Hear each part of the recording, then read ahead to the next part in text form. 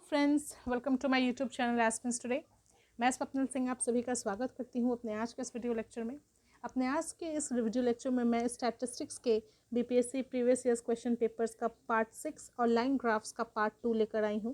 इस लेक्चर में मैं आपके साथ लाइन ग्राफ से रिलेटेड 60 से 62वीं के बीच में आए क्वेश्चंस को डिस्कस करूंगी। लेकिन क्वेश्चंस को डिस्कस करने से पहले आप सभी से मेरी ये रिक्वेस्ट रहेगी कि अगर आपको मेरा ये वीडियो पसंद आता है तो इसे लाइक और शेयर करना ना भूलें। साथ ही में अगर आप मेरे इस चैनल पर नए आए हैं तो प्लीज़ मेरे चैनल को सब्सक्राइब भी करें और नीचे दिए गए बेल आइकन को भी ज़रूर दबाएं ताकि मेरे आगे आने वाले सारे अपडेट्स के साथ आप जुड़े रह सकें। साथ ही में अगर आपको कोई बहुत ही इंपॉर्टेंट या कोई क्वेरी हो, कोई इंपॉर्टेंट सजेशन देना हो या कोई क्वेरी हो तो नीचे दिए गए कमेंट बॉक्स में अपनी क्वेरीज और अपने क्वेश्चंस लिख दें। मैं समय मिलते ही कोशिश करती हूँ कि आपकी उन क्वेरीज को आंसर कर सकूँ और ज़्यादा से ज़्यादा अपने इस चैनल को और अपने इस एफर्ट को इम्प्रूव कर सकूँ ताकि मैं आप तक बेटर कंटेंट पहुँचा सकूँ। साथ ही में अगर आप मुझे फॉलो करना चाहते हैं तो आप मुझे टेलीग्राम पे @aspirants_today पे फॉलो कर सकते हैं। मेरे सारे लेक्चर्स के वीडियोस और पीडीएफ्स वहाँ पे अवेलेबल हो जाते हैं। साथ ही पे मुझे इंस्टाग्राम पे फॉलो करने के लिए आप swapnil_aspirants_today पे भी मुझे फॉलो कर सकते हैं।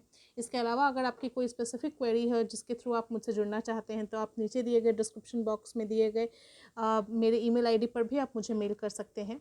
साथ ही में इस पूरे लेक्चर की पीडीएफ मैंने नीचे दिए गए डिस्क्रिप्शन बॉक्स में शेयर कर दी है, तो अगर आपको किसी भी तरह से किसी भी पॉइंट को समझने में दिक्कत हो तो आप मेरी पीडीएफ फाइल को भी डाउनलोड कर सकते हैं। तो चलिए आज का अपना ये लेक्चर शुरू करते हैं। तो सबसे पहले हम इस 60 से 62वीं में आए लाइन ग्राफ के पहले क्वेश्चन को देखते हैं। पहला क्वेश्चन जो क्वेश्चन नंबर 12 है वो ये कहता है, study the following line graph which gives the percent profit earned by the 3 companies A, B and C during the period from 2011 to 2016 and answer the following questions। यानी कि अगर इसे हिंदी में देखा जाए तो नीचे दिए गए रेखा आलेख का अध्ययन करें जिसमें 3 कंपनीज A, B और C द्वारा अर्जित प्रतिशत लाभ अवधि 2011 से 2016 तक के लिए दिया गया है और नीचे दिए गए प्रश्नों का उत्तर दें। तो ठीक है, पहला क्वेश्चन हम देखते हैं। पहला सवाल हमारा क्या है? पहला सवाल हमारा पूछता है, the income of company B in 2012 was ₹60 lakh which increased by 30% in the year 2013. Find the expenditure of company B in the year 2013। ठीक है, इसे हिंदी में समझ लेते हैं। हिंदी में कहता है कि वर्ष 2012 में कंपनी B की आय 60 लाख रुपए थी जो वर्ष 2013 में 30% बढ़ गई। कंपनी B का वर्ष 2013 में व्यय ज्ञात कीजिए। ठीक है, चलिए बहुत ही आसान सा सवाल है, इसको सॉल्व करते हैं। तो सबसे पहले हमने क्या देखा कि अगर आप क्वेश्चन के अकॉर्डिंग देखेंगे तो पाएंगे कि 2012 में कंपनी बी की आय कितनी थी? 60 लाख और 2013 में कितनी से बढ़ जाती है? 30% से बढ़ जाती है। यानी कि अगर 100% पहले होगी तो बढ़ के 130% हो जाएगी। बस हमने 130% निकाला किसका? 60 लाख का, यानी कि मेरा वैल्यू आया 78 लाख। 78 लाख हो गया कंपनी बी का इनकम किस में? 2013 में। ठीक है, अब हम लाइन ग्राफ्स को देखते हैं। लाइन ग्राफ के अकॉर्डिंग हम देख सकते हैं कि जो 2013 है उसमें कंपनी बी का जो प्रॉफिट प्रतिशत था वो कितना है। आप अपना स्केल का यूज़ करें और देखें कि प्रॉफिट परसेंट है आपका 40%। ठीक है, तो बस अब मेरे पास प्रॉफिट आ गया है, इनकम आ गया है, तो अब मुझे क्या निकालना है? एक्सपेंडिचर निकालना है। तो एक्सपेंडिचर कैसे निकालेंगे? तो जाहिर सी बात है, जो मेरा प्रॉफिट परसेंट है, हमेशा इस फॉर्मूले को आप एक तरह से याद भी रख सकते हैं ताकि आप आगे सॉल्व करें कि जो ये प्रॉफिट परसेंट होता है आपका, ठीक है, वो किसके बराबर होता है? वो होता है आपका इनकम अपॉन एक्सपेंडिचर, है ना। और परसेंट यही रह जाता है।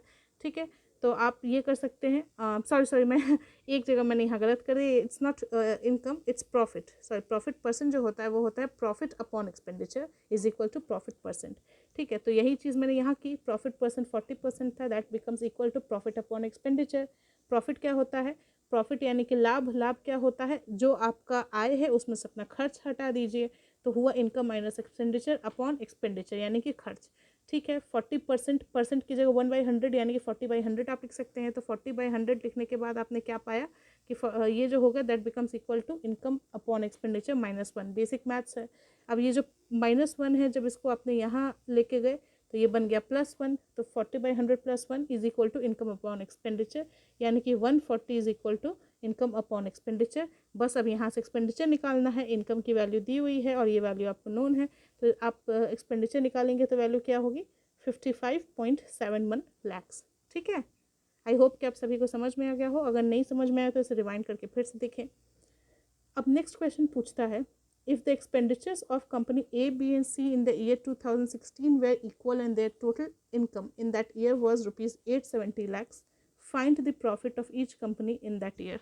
ठीक है, तो ये क्वेश्चन हमें निकालना है और ये क्वेश्चन बहुत इंटरेस्टिंग है, इसीलिए इस क्वेश्चन को ध्यान से देखिए. इसे हिंदी में मैं एक बार फिर से बता देती हूँ. यदि कंपनी ए, बी और सी का वर्ष 2016 में व्यय बराबर था तथा उनकी उस वर्ष में कुल आय 870 लाख रुपए थी, तो प्रत्येक कंपनी का उस वर्ष में लाभ क्या होगा. ठीक है, बहुत ही आसान सा सवाल है. तो चलिए इसको सॉल्व करते हैं. तो इसके लिए सबसे पहले तो हम ये देखते हैं कि लाइन ग्राफ के अकॉर्डिंग वर्ष 2016 में कंपनी ए के द्वारा प्रॉफिट परसेंट कितना था, 45%. कंपनी बी के द्वारा प्रॉफिट परसेंट यानी कि जो आपका प्रतिशत लाभ होता है वो कितना था, 30%, और सी का था 60%. तो हमारे पास तीनों ही कंपनीज के प्रॉफिट परसेंट है. अब आपको क्या बोला गया है कि आपको ये दिया गया है कि तीनों ही कंपनी का जो व्यय है वो आपस में बराबर है. तो हम ये मान के चलते हैं कि तीनों का व्यय बराबर होकर 100 लाख है. ठीक है, ये यानी कि ये जो वैल्यू है वो 100 लाख है ऑफ ईच. अब अकॉर्डिंग टू क्वेश्चन क्या है कि तीनों कंपनी का जो कुल इनकम है वो कितना दिया हुआ है, वो दिया हुआ है 870 लाख. यानी कि तीनों का कंपनी ए, कंपनी बी, कंपनी सी का तीनों मिलाकर ये है. तो टोटल एक्सपेंडिचर अगर आप मिला देंगे यानी 100 + 100 + 100 कितना हो जाएगा, 300 लाख. अब आपके पास टोटल इनकम आ गई और टोटल एक्सपेंडिचर आ गया तीनों कंपनीज का मिलाकर. चलिए अब हम इसको देखते हैं इंडिविजुअली, यानी कि एक एक कंपनी के बारे में जानते हैं. तो सबसे पहले हम बात करते हैं कंपनी ए की. तो जैसा कि मैंने आपसे कहा था कि जो प्रॉफिट परसेंट होता है वो क्या होता है, प्रॉफिट अपॉन एक्सपेंडिचर. और उसको जो हमने सॉल्व किया था तो हमने पाया था कि एक सिंपल सा फॉर्मूला ये भी निकल सकता है कि प्रॉफिट परसेंट जो होगा that becomes equal to income upon expenditure -1. यानी कि जो हमारे हिंदी भाषी लोग देख रहे हैं वो ये समझ सकते हैं कि जो प्रतिशत वृद्धि है या जो आपका लाभ प्रतिशत है वो किसके बराबर होता है, आपकी आय डिवाइडेड बाय आपकी खर्च -1. ठीक है, तो ये आप एक एज अ फॉर्मूला याद रख सकते हैं. इंपॉर्टेंट, मैं इसको इंपॉर्टेंट मार्क कर दे रही हूँ, अगर आप चाहें तो याद रख सकते हैं. तो चलिए अब क्या करेंगे हम, प्रॉफिट परसेंट कंपनी ए के केस में कितने 45%. 45 में ये वाली चीज़ मैंने यहाँ ट्रांसफ़र कर दी, तो 45/100 + 1 हो गया और इनकम अपॉन एक्सपेंडिचर हो गया. एक्सपेंडिचर हमने कितना अज्यूम किया था, 100. तो जाहिर सी बात है जब आप इनकम निकालेंगे तो इनकम कितनी आएगी, मेरी इनकम आ जाएगी 145 लाख. तो इनकम क्या है, अज्यूम्ड, यानी कि ये एक्चुअल नहीं है. ये तब है जब हमने ये अज्यूम किया है कि उसका एक्सपेंडिचर कितना है, 100 लाख है. तो पहले कंपनी की अज्यूम्ड एक्सपेंडिचर कितनी आ गई, 145 लाख. चलिए अब वैसा ही हम केस देखते हैं कंपनी बी और सी में. कंपनी बी में भी अगर हम वही फॉर्मूला लगाएं जो कि 30% आपका ये है प्रॉफिट परसेंट है, तो उसके हिसाब से, और 100 आपका इनकम है, इनकम एक्सपेंडिचर है, तो वैल्यू आएगी 130 लाख. ठीक उसी तरीके से आप कंपनी सी का निकालेंगे जिसका प्रॉफिट परसेंट है 60% और जिसकी एक्सपेंडिचर वैल्यू है 100 लाख. तो उसका जो इनकम आएगा, जी हाँ अज्यूम्ड, यानी कि जो आएगा अज्यूम्ड इनकम वो आएगा 160 लाख. अब हम जो टोटल अज्यूम्ड का मतलब है तीनों का इनकम का जब हम सम करेंगे तो हम पाएंगे कि कंपनी ए, कंपनी बी और कंपनी सी के तीनों का सम कितना है, 435 लाख के बराबर. ठीक है, चलिए अब आते हैं हम अपने असली सोल्यूशन पे. मैंने कहा था ये थोड़ा सा डिफ़िकल्ट क्वेश्चन है समझने में, लेकिन ऐसा नहीं कि आप इसको बना नहीं सकते, इसलिए आराम से समझे, स्टेप वाइज समझे, अच्छे से समझ में आएगा. अब हम क्या करते हैं, अब हमने अगर हमारा टोटल इनकम 435 लाख होता है, हम ऐसा मानते हैं, तो एक्सपेंडिचर क्या था हमारा, 300 लाख रुपीज़. जी हाँ, यही ना हमने अज्यूम किया था कि 100 है, तो उस हिसाब से टोटल इनकम 435 लाख था. अगर यही इनकम 1 लाख होता तो एक्सपेंडिचर क्या होता, सिंपल सा है, 300/435.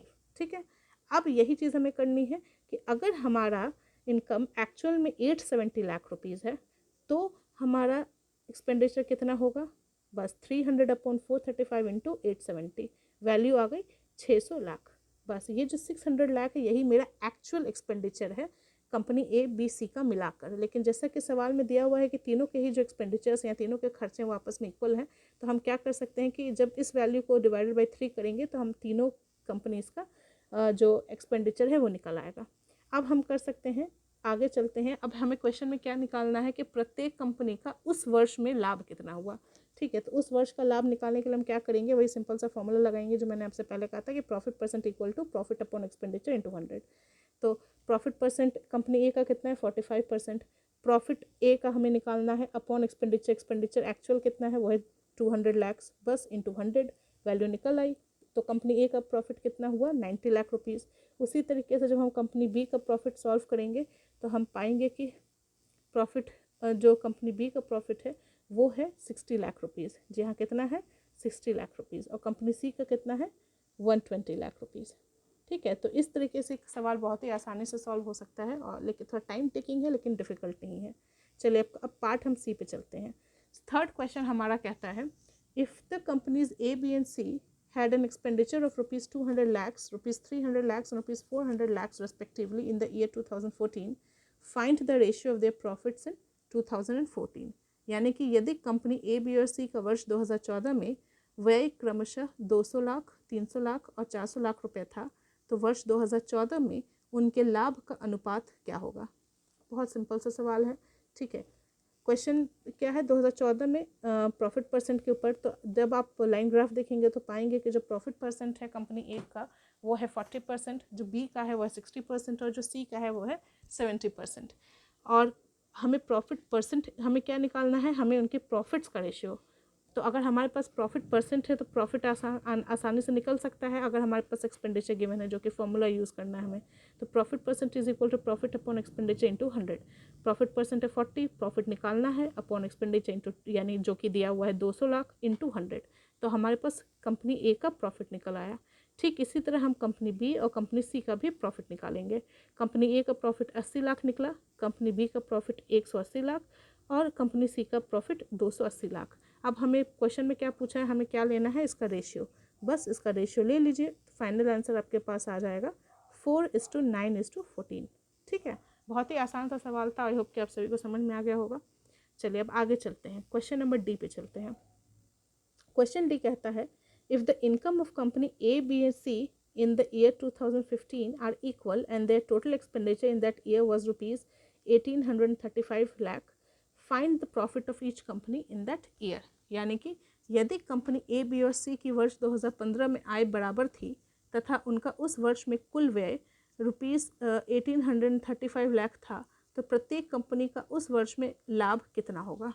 ठीक है, चलिए तो सबसे पहले तो हम सवाल देखते हैं। सवाल में क्या बताया जा रहा है कि जो टोटल एक्चुअल एक्सपेंडिचर है कंपनी ए बी और सी का 2015 में वो है रुपीज़ 1835 लैक्स।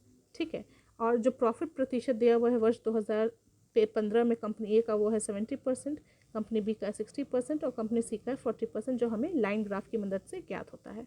ठीक है, अब आगे चलते हैं कि अगर हम ये अज्यूम करें कि तीनों जो कंपनीज़ हैं उनका इंडिविजुअल जो इनकम है वो 100 लाख रुपए है। ठीक है, और क्या दिया हुआ है कि आपस में तीनों ही कंपनी के जो आय हैं, यानी कि जो इनका इनकम है वो बराबर है, तो हम तीनों का 100 ही मान लेते हैं। अब क्वेश्चन में क्या दिया हुआ है, अब क्वेश्चन के अकॉर्डिंग हमें सॉल्व करना है। तो हम जानते हैं कि प्रॉफिट परसेंट जो होता है वो प्रॉफिट अपॉन एक्सपेंडिचर इंटू 100 होता है, राइट, जो कि हमने पहले किया। प्रॉफिट को हम क्या लिख सकते हैं, इनकम माइनस एक्सपेंडिचर, यानी आय माइनस खर्च व्यय, तो आय माइनस व्यय अपॉन व्यय इंटू 100, या फिर इसे हम सिंपल में लिख सकते हैं इनकम अपॉन एक्सपेंडिचर -1। ठीक है, बस अब कंपनी ए के लिए हम सॉल्व करते हैं। तो कंपनी ए में 70% इसका प्रॉफिट है, यानी 70/100 is equal to income upon expenditure. Income कितना मैंने माना है 100 और एक्सपेंडिचर माना है ई ए, जिसे मैं ई ए यानी कि एक्सपेंडिचर ऑफ कंपनी ए से डिनोट कर रही हूँ, और -1। बस इसे जब हम सॉल्व करेंगे तो हमारे पास अज्यूम्ड जो है, जब हमने ये अज्यूम किया था कि अगर कंपनी ए का इनकम 100 लाख है तो कंपनी ए का एक्सपेंडिचर कितना होगा, उससे निकाला तो ये वैल्यू आ गई 58.82 लाख। ये उसी तरह का सवाल है जो पार्ट बी है। ठीक है, तो देखिएगा बस इसमें एक्सपेंडिचर निकाला जा रहा है और इनकम को अज्यूम किया जा रहा है, जबकि पार्ट बी में इनकम निकाला जा रहा था जब एक्सपेंडिचर को अज्यूम किया जा रहा था। ठीक है, अब क्वेश्चन बी को अब कंपनी बी के लिए भी ठीक उसी तरह से हम एक्सपेंडिचर निकालेंगे तो पाएंगे कि वो कितना है 62.5 लाख, और कंपनी सी के लिए भी ठीक उसी तरीके से सॉल्व करके निकालेंगे तो वैल्यू आएगी 71.43 लाख।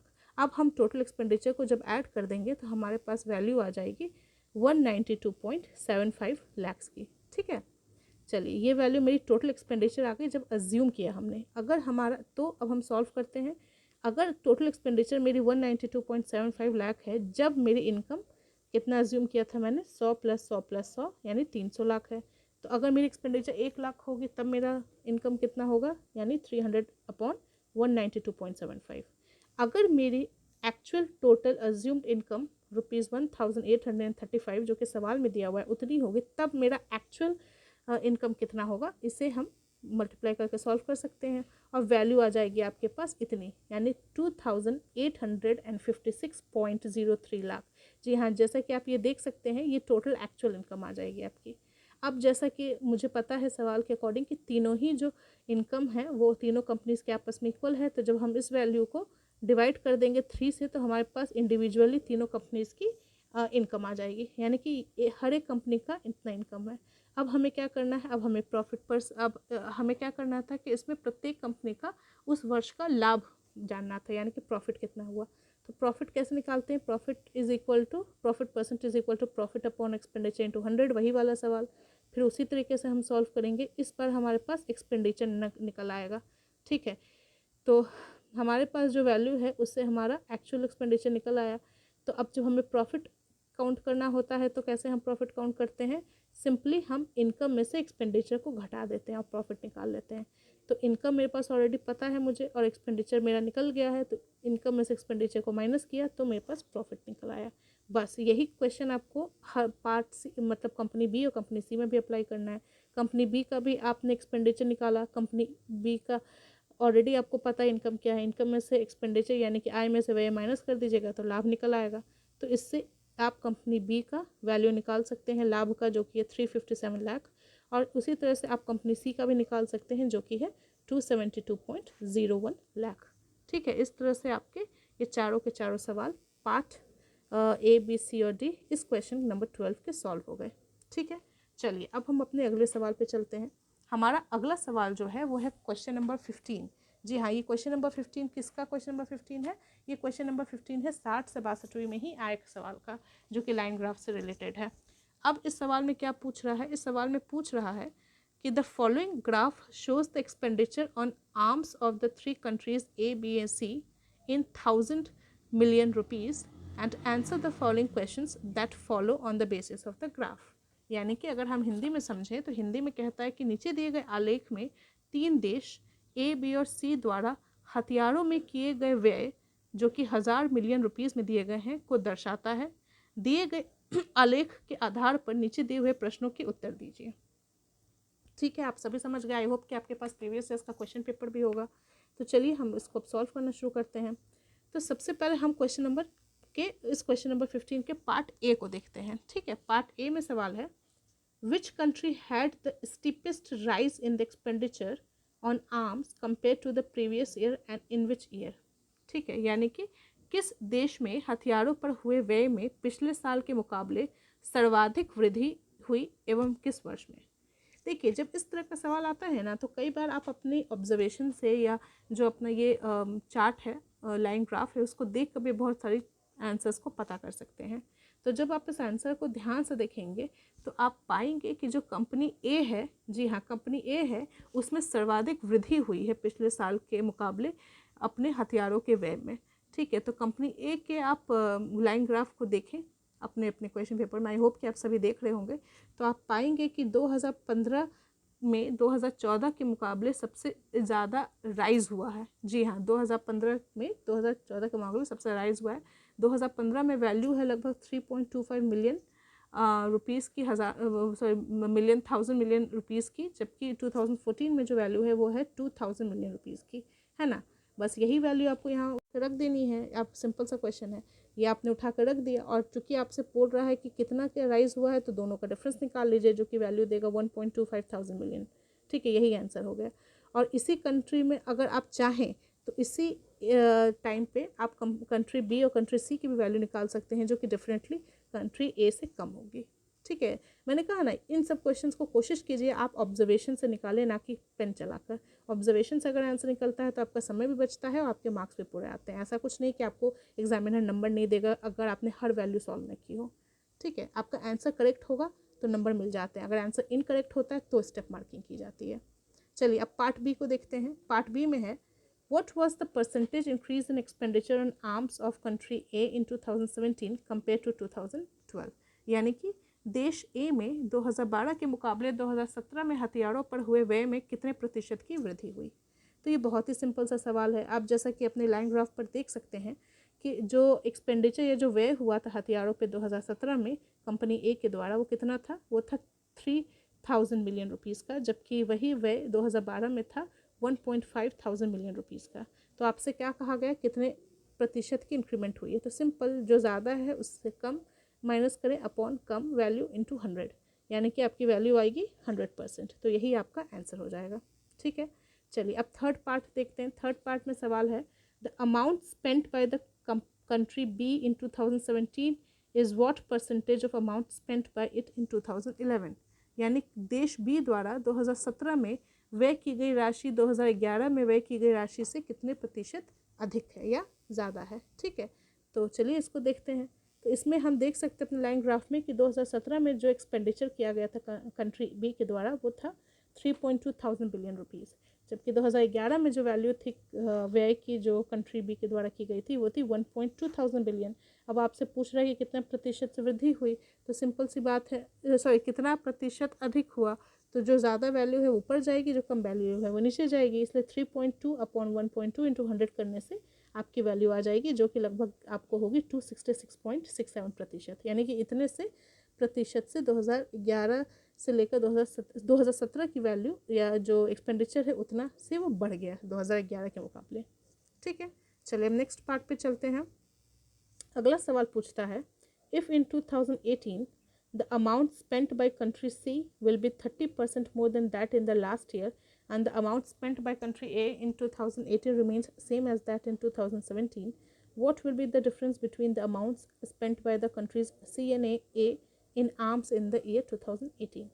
यानी कि अगर 2018 में जितना अमाउंट यानी कि जितना व्यय किया गया है कंपनी सी के द्वारा वो 30% अधिक है पिछले साल से, यानी 2017 से 30% अधिक है, और जो अमाउंट स्पेंड किया गया है कंपनी ए के द्वारा 2018 में वो उतना ही है जितना 2017 में स्पेंड किया गया था, तो उन दोनों के बीच का जो कि अमाउंट स्पेंड किया गया है कंपनी ए से कंट्री सी और कंट्री ए के द्वारा, उन दोनों के बीच का डिफरेंस कितना है वर्ष 2018 में। तो बहुत ही आसान सा सवाल है। जैसा कि हम देख सकते हैं कि वर्ष 2018 में जो एक्सपेंडिचर है वो कितना से बढ़ गया है पिछले साल के मुकाबले, वो है 130%, यानी 130% की टोटल बढ़ोतरी हुई है इन द एक्सपेंडिचर या व्यय ऑफ 2017। तो 2017 में एक्सपेंडिचर सी के द्वारा कितना किया गया है, वो है 3.25 मिलियन, बस उसका 130% निकाल दीजिए, तो आपके पास 2018 में जो व्यय होगा कंट्री सी का वो निकल आएगा। उसी तरीके से जो एक्सपेंडिचर होगा ए का 2017 में वापस में इक्वल है, 2017 में कितना था, वो था 3000 मिलियन। अब आपसे पूछा जा रहा है कि उन दोनों के बीच का डिफरेंस कितना है, तो सिंपल सी बात है 4.225 से जब आप 3 की वैल्यू को हटाएंगे तो आपको उन दोनों का डिफरेंस पता चल जाएगा, जो कि वैल्यू होगा 1.225 रुपीज़। यही आपका फाइनल आंसर होगा। ठीक है दोस्तों, चलिए अब मैं सॉरी यहाँ पे फ्रेंड्स, यहाँ पे एक मिस्टेक हो गई थी। हाँ, अब हम last part of this question discuss करते हैं। इसमें पूछा गया है, what percentage of expenditure on arms should be increased by the companies A and B in 2015 so that the expenditure on arms by A, B and C becomes same for the year 2015? यानी कि कितने प्रतिशत व्यय का arms पे जो व्यय हो रहा है आर्म्स पे वो बढ़ाना चाहिए कंपनी ए और बी के द्वारा 2015 में, ताकि जितना भी व्यय हो रहा है कंट्री ए, बी और सी के द्वारा वो आपस में बराबर हो जाए उसी साल, यानी कि 2015 में ही। तो जैसा कि हम देख सकते हैं लाइन ग्राफ पे कि जितना का एक्सपेंडिचर किया जा रहा है कंट्री ए के द्वारा वो है 3.25 मिलियंस, कंपनी बी के द्वारा किया जा रहा है 3.5 मिलियंस, जबकि कंपनी सी के द्वारा सबसे ज़्यादा किया जा रहा है जो कि है 4000 मिलियंस, और कंपनी ए और कंपनी बी को कंपनी सी के बराबर आना है। तो जब तीनों को आपस में बढ़ने के लिए कितने प्रतिशत से बढ़ना होगा, तो जाहिर सी बात है कंपनी ए के द्वारा 3.25 बढ़ाया जा रहा है और उसको कहाँ तक पहुँचना है, कंपनी सी के बराबर जो कि 4। तो 4 में से जब हम 3.25 माइनस करेंगे अपॉन 3.25 इंटू 100, तो हमारे पास वो परसेंटेज आएगा जितने से वृद्धि करनी होगी कंपनी ए को और अपने हथियारों के व्यय में, ताकि वो बढ़कर उतना आ सके। ठीक है, ठीक उसी तरीके से हम कंपनी बी को भी सॉल्व करेंगे और पाएंगे कि कंपनी बी में कितना वैल्यू आ जाएगा। कंपनी बी में जो वैल्यू आएगी वो आएगी 3 जैसा कि आप देख सकते हैं 3.5 4 से 3.5 को हमने माइनस किया। ठीक है, यहाँ पे वैल्यू शायद यहाँ पे क्लियरली नहीं लिखी गई है, लेकिन कोई बात नहीं, ये आप समझिए कि ये जो है 4, इससे हमने 3.5 को घटाया जो कि वैल्यू देगा 0.5 अपॉन 3.5 जो कि कंपनी बी की एक्सपेंडिचर है इंटू 100 का, और वो वैल्यू आती है 14.28%। यानी कि कंपनी बी को 14.28% से अपने एक्सपेंडिचर को बढ़ाना होगा ताकि वो कंपनी सी के बराबर आ जाए। तो इस तरीके से मैंने आज आपके साथ 2 और क्वेश्चंस डिस्कस कर लिए। अब मेरे पास एक ही और वीडियो बचा है जिसमें मैं आपके लिए जो बाकी का के 2 क्वेश्चंस हैं 63rd और 64th में लाइन ग्राफ्स के, वो लेकर आऊँगी, और इस तरह से हमारा स्टैटिस्टिक्स का डिस्कशन ख़त्म हो जाएगा और मैं फिर साइंस एंड टेक के नए क्लासेस स्टार्ट करूँगी फॉर द 67th बैच, ताकि आप, और साथ ही में मैं मेंस जो प्रिपेयर कर रहे हैं बीपीएससी के, उनके लिए भी छोटे छोटे वीडियोस लाती रहूँगी, इन्फॉर्मेटिव वीडियोस, ताकि आप साइंस एंड टेक को प्रिपेयर कर सकें। तो आई होप कि आपको आज का लेक्चर बहुत पसंद आया हो। अगर आपको ये लेक्चर पसंद आया तो प्लीज़ प्लीज़ प्लीज़ इसे ज़्यादा से ज़्यादा लोगों में फैलाएं, मेरे चैनल को और ज़्यादा प्रोपेगेट करें, और मेरे 1000 सब्सक्राइबर पूरे करने के सपने को जल्द से जल्द पूरा करने में मेरी मदद करें। Okay friends, thank you very much.